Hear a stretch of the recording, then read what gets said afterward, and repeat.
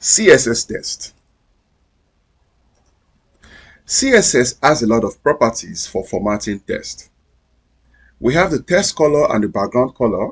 We have the text align, the text decoration, text transform, text spacing, and even text shadow. So let's get to this. Let's open up our editor and I'll create a new document called 008 test.html. Let's copy everything from box model. You can copy from anywhere. We are using the same thing. Paste. But first, let me increase the font size so that you can see it properly. So back to test. I'm going to delete everything we have in style. Then I will change the title to test. Delete what we have in the body. Let's go to our browser. And let's open up CSS test 008.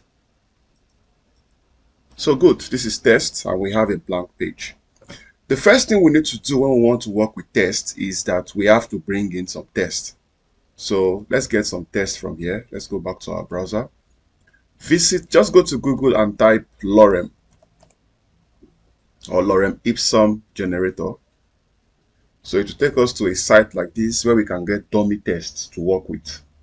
So you can copy any of the text. I'm just going to work with this one in the middle.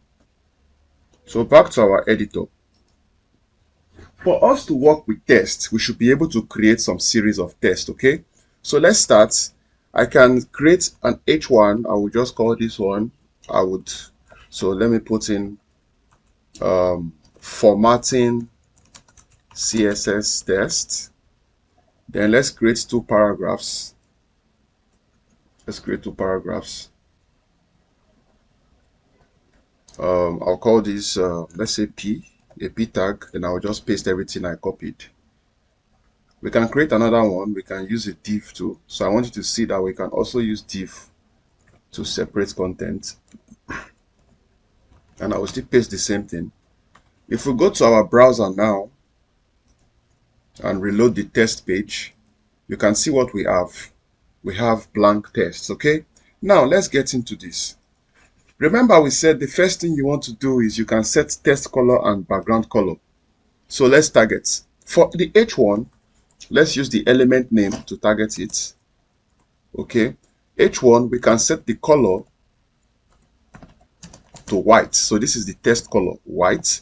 And we can give it a background color of black because white is going to pop out of black. If we reload that and see what happens, you can see we have a text of white, background of black. We can do the same thing for our P tag. We can give it another color. We can say color of, let's say, black and background color of yellow. So I think you get the idea now. The color is black, background is yellow. And we can do that for the div too, the last one in the pack. So div, we can say color of yellow and background color of red. And let's see what happens to our test. So you can see we have a text that is yellow and the background color is red. So it's as simple as that when you want to work on your text color and your text background, okay? Now, the next thing I want us to look at now is the text alignment. If you use Microsoft Word a lot, you will know that there is what you do, the way you align your text, right? So let's do some text alignment. So for this, I'm going to delete all the styles we have here because we don't need the styles anymore. Then I will duplicate this heading tag into 3 places. Okay. Then let's give them IDs to make them special. Or let's just say H2. I'll call this one an H2.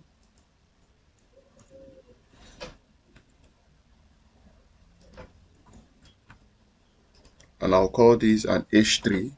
So we want to align these tests, okay? An H3. If we reload, you see we have 3 tests now. They are all aligned to the left-hand side of your browser. Now, let's change that around. For you to do this, we use what we call the test align property. So for H1, you say test align, and let's put the H1 to the center. Okay, let's copy all this here and paste it. So I will change H1 now to what? To H2. Please, if I'm too fast, you can rewind backward or pause the video to see what I'm doing so that you can do it correctly. We can align this one to the left. So H2 will go to the left. Then the H3 should go to where? Should go to the right.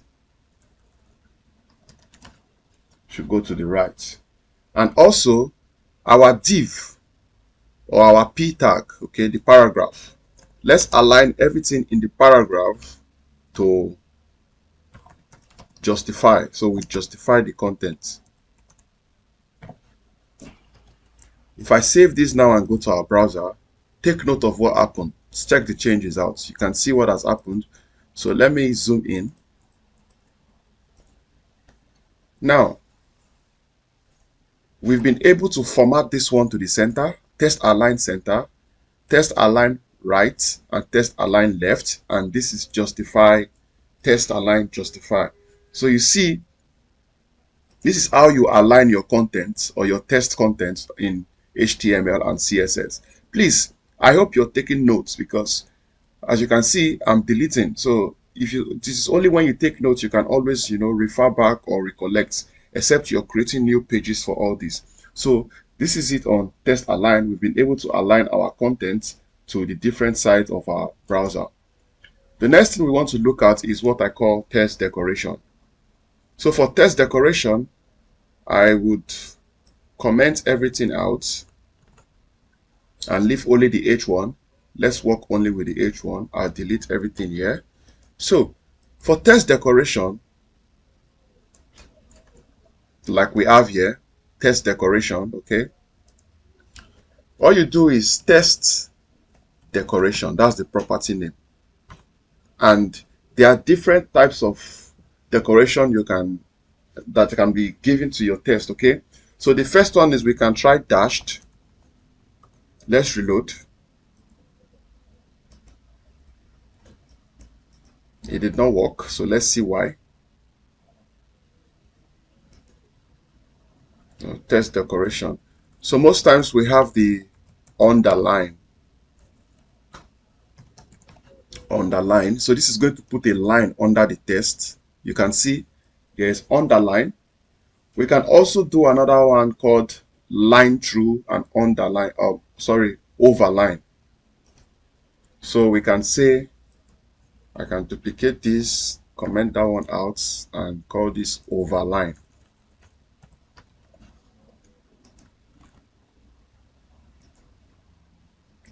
You can see the line is at the top. And we can also do line through. So line through is going to put the line through it. Line through. Sorry. You can see this is line through, operating like our delete tag in HTML. Okay. So you see, you can also give it a color. Okay. So it's not just about what's it called? It's not just about the text decoration. You can give it a color.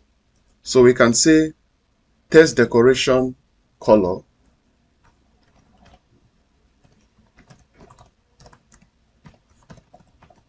And we can say it should be a yellow, because yellow will be easier to see. So let's use yellow. As you can see, the line is yellow. Okay. So you can also give it a color and whatnot. So it doesn't matter how you want it to be. It works all the same. Okay. It works all the same. The next thing I want us to look at is called text transformation. Text transformation is how you change the casing of your elements. So if you look at this element we currently have on the browser, it's in sentence case. So let's go back and see what we can do with it. I'll delete everything in here. So for text transform, you can turn everything to probably uppercase. So you see now everything is in, it's only the first letter that is in uppercase. If we reload, you can see everything is now in uppercase. We can also turn it all to lowercase by just changing upper to lower. Reload, that is text transformation in action. And you can capitalize, which is a common way. If you reload this, you see we've capitalized the text. So that is how text transform work. There is nothing much to it, just works the way it should. Then the next one we have is what we call the text spacing. Text spacing. In spacing tests, you would have seen it a lot, but you may not know how it works. So let's see how it works now. So still using this H1, the first one in text spacing is what we call text indents. If you use the typewriter, you will understand this. So we can say indent of 40 pixels, and let's see what that does to our test. This H1 test. If I reload, you see there's an indent here. It pushes it further. Let's make it bigger. 100 pixels. Reload, you can see there's an indent. So that is what indent does. The next thing we want to do is letter spacing. In letter spacing, so I would comment that out. Okay, so the next property is letter spacing. And what does letter spacing do? Letter spacing determines the number of space you have within your letters. Okay, so if we make this 10 pixels, you can see the text has been spaced by 10 pixels. It's now wider. I can increase it to 20 and you will see that in action again. You can see it's wider now. You can also use negative. So you can say minus 20 and let's see, it's going to compact it. You see, everything is now together. Okay. Also, you can have line height. And what does line height do? Line height determines the spacing between elements that are close to themselves. So I will uncomment this H2. In short, let's use the 3. So we use H1 to H3. Now, line height. For the H1, let's give it a line height of, let's say, 2. Okay, and let's reload. You can see the distance from the other text is now long, above and below. That is what line height does. It gives spacing between what is above and what is below the text. The next one we can have is our word spacing. And word spacing is going to work on paragraphs or text. So let's comment out all these our headers. And I'm going to use the p tag for this. So I'll take out the comment. So we have the p tag left. So word spacing, which is different from letter spacing, is each word. So lorem is going to create a space between lorem, ipsum, is, and simply. So let's do it. P, then word spacing, and let's say 4 pixels. If we check this out on our browser, you can see our text is on the screen, but there's a lot of space, but it doesn't look too visible, right? So I can make it more visible by adding more pixels. So let's make these 10 pixels so that you will see the spacing properly. So you can see there's space between the text now. 10 pixel worth of space. Let's make it even bigger. Let's make it 50 so you can see the difference properly. And as you can see, there's a lot of space between our text now. So that is word spacing in action. Okay. Now, the last but not the least on text is text shadow. So let's see how we can give shadow to our text. This is pretty straightforward. So we'll be very fast with this one. I will go back to commenting everything out. Okay. Let's work with only our H1.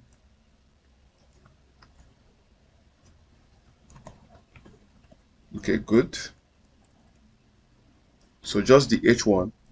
And what do we want to do? We want to give it a shadow. So to give it a shadow, all you need to do is just to say text shadow. And you can determine how you want it to be. So we can say 3 pixel and 3 pixel. So the shadow, you have to give it 2 value because the shadow is going to come out twice from the top and from the side. Let's check it on the browser. You can see it has a shadow. And you can give the shadow a color. So we can say red. Okay, let's make it yellow. Yellow is going to be more visible.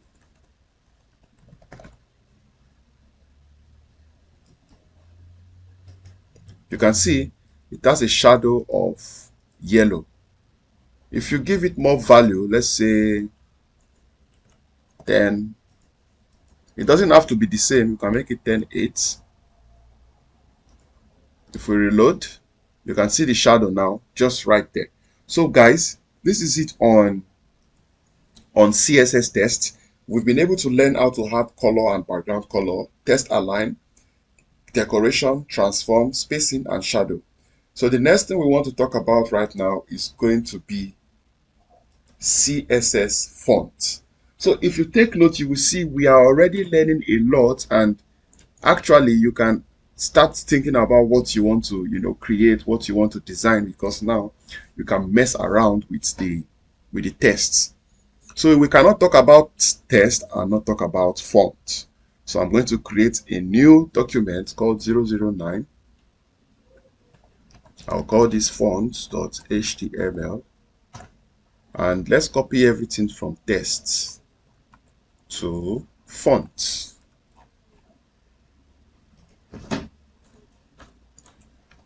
So font, I'll delete everything, and we can leave this because we'll probably work with this text that we have here. So let me uncomment them so that we have all the tests. Okay, let me comment the headings, but let's leave the paragraph and the div. So let's check this out in our browser. CSS fonts. Good. So you see, you need to understand something. Choosing the right font for your website is important, okay? And choosing the right font has a huge impact on how readers are going to experience your website. So using a font that is easy to read is very important. And now guys, how do we change font? The first thing we want to look at is what we call font family. And let's do this for the paragraph tag so that we can always see the difference. So paragraph, and we say font family. There are a lot of fonts in your browser, okay? And if you check, you can see I'm already getting some suggestions. If we check like what we do with Microsoft Word, you have fonts like Arial. So let's check Arial out and let's see what fonts, how this changes our paragraph text. You see, let me zoom in.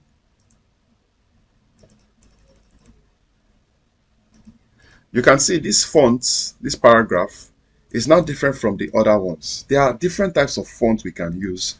I can change this to Verdana.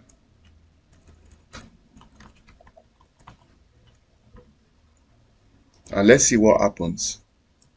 You can see this is Verdana.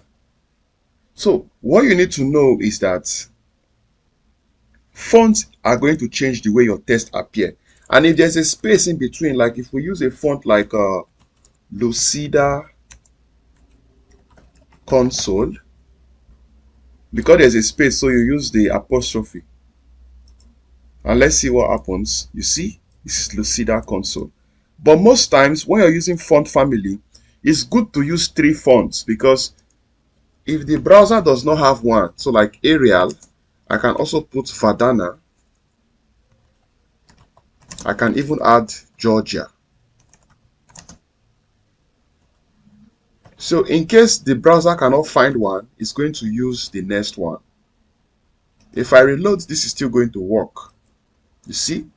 So that is how font family work. So most times you would use a lot of fonts, okay? But in case you don't know what fonts to use, there are something we call web safe fonts. So I'm going to search that now. We say web safe fonts. This is going to give you all the fonts that are safe for you to use on your from your browser. So every browser has these fonts. We have Arial, Verdana, Tahoma, Trebot, Times New Roman, Georgia, Korean New, and Impact. And there's one in the middle, Brush Script. But also, we are not limited to using all these kind of fonts. All right? We are not limited. We are going to check that. But before we do that, let's see how we can style our fonts. So using this same paragraph text, we can now have what we call font style. That is, we're talking about the second item here, font style. And in font style, you can have italic. Let's check this. You see, it's now an italic. You can have oblique, but oblique is still like italic. Oblique is going to slant it. You see, almost the same. But normally, most fonts are mostly normal. So if I say normal, the font is going to appear the way it should appear. Please, if I'm too fast, pause it. That is why I said it's important that you are writing, because if you're writing, nothing is going to take you by surprise. The next thing we want to check is what we call font weight. And we can use words, so we can say thick or bold. Sorry, bold. Most times you would want to, you always use bold anyways. This is bold.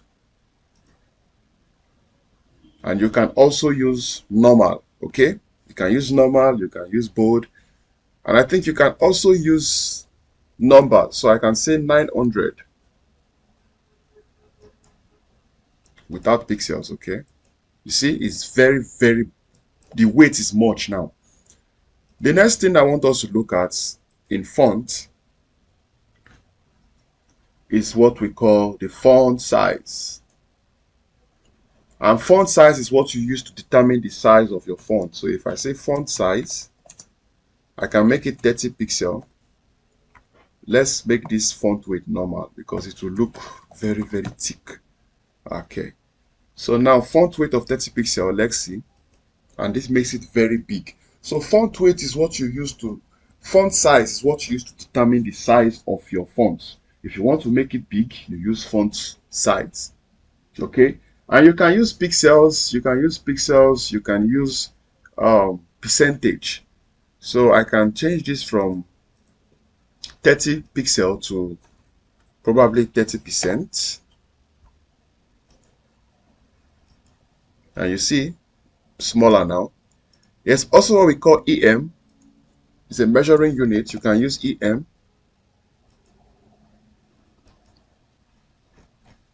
And see, terribly big. You know. And you can also use arrow EM. Still the same thing. So let's revert back to pixel. So let's just use 10 pixel or 20 pixel for the font size. So you see, our font size has taken shape. Now, you may not have all the fonts you want to use on your browser, but you can get something or fonts from Google, okay? So this is where we're talking about Google Fonts. And to get fonts from Google, all you need to do is just to go onto your browser and search for Google Fonts.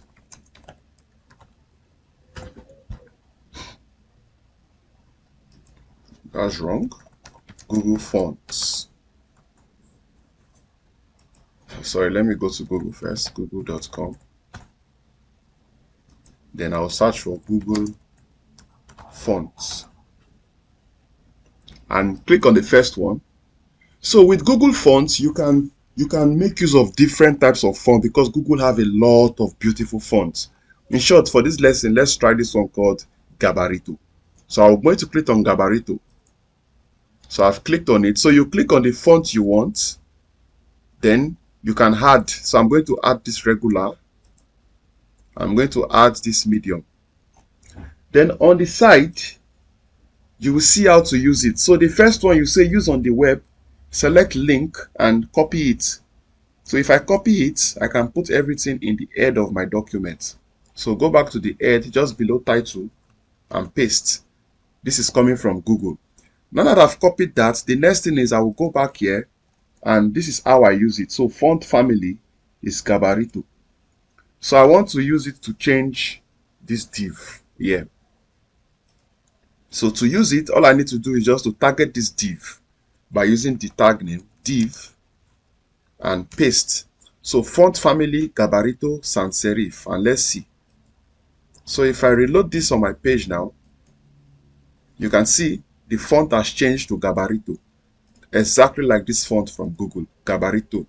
So you see, this is basically how to get fonts from Google. You don't have to, have all the fonts in this life. But when you go to Google, there's a lot of fonts that you can use. Just browse them and you'll see a lot of fonts that you will love. So my people, here we go, and that is it on CSS font. The next thing I want us to look at is CSS icon. So, CSS icon. Icons can easily be added to your HTML page by using an icon library. There are a lot of icon libraries, but I prefer Google Fonts too, or let's say Google Icons actually. So, because they come from almost the same place, so Google Icons. So, you use icons to to put icons on your document. So let's create a new document called 010 icon.html. And let's copy everything from Google, from fonts. Yeah. We can leave our Google fonts, or if we don't want to, we can take it out. So I'll delete everything here. To avoid confusion, let me delete everything. But I will leave our text. So if we go to our browser and go to icon,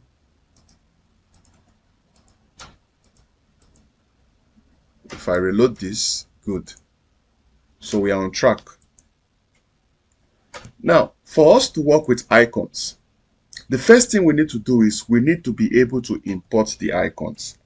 Like I said, we have Font Awesome, we have Bootstrap, we have Google Icons. So let's open every one of them. So I will start with Font Awesome. The next one is Bootstrap Icons and Google Icons. The reason why I'm avoiding Font Awesome is because we would need to register. And it's complicated, if I start going through everything because it will be confusing. But if you look at it, the icons, you can see there are a lot of icons. Previously, it's very easy for you to use all these icons. So maybe you want to use something like house. If you search for house, you see? So these are icons for house, okay? Then you import them, but they are all pro. That's the problem with Font Awesome. Also, Bootstrap gives us icons too. See, so many icons. But like I said, I always like the icons from Google. Sorry, Bootstrap is making my browser slow. So let's go with Google icons and let's open it up. So I'll go to google.com,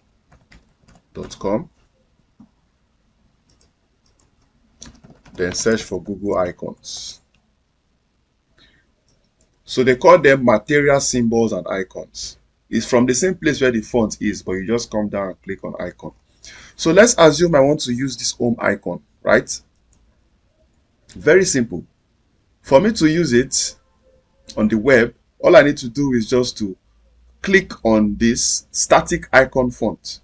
So first I need to import it. So if I click on this and I'll come back to my browser, just below the title, I've imported the font.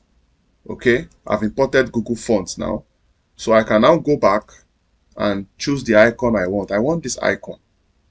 So I can put it where? Let's put it beside our formatting HTML, okay? So let's go back to our browser and check this out. As you can see, we have our icon imported. We can put more icon. Let's put something like question mark here. So let me use let's use this arrow forward. So since I've imported this one, this static icon font, all I need to do is just to be copying this to insert it. So I'll copy this and I can put this after the opening P tag, okay, so that it will be like an arrow that is showing me my text. If I reload, you can see, let me make this bigger. You can see I have an arrow here. In short, I can put another icon at the back of this H1 tag. Let me use, so I'm using Google icon fonts, don't forget. Let me use this key. I don't know why I'm using key there, but let's just use key. I just want to show you that it's possible. So right before the closing H1 tag, put it there. If I reload this, so you can see the key is there.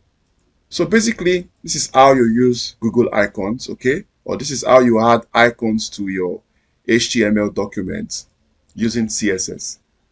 In the next one, we will talk about CSS link, but this video is becoming too long. So I'm going to cut it short in CSS icon and we will continue from CSS link. Okay, guys?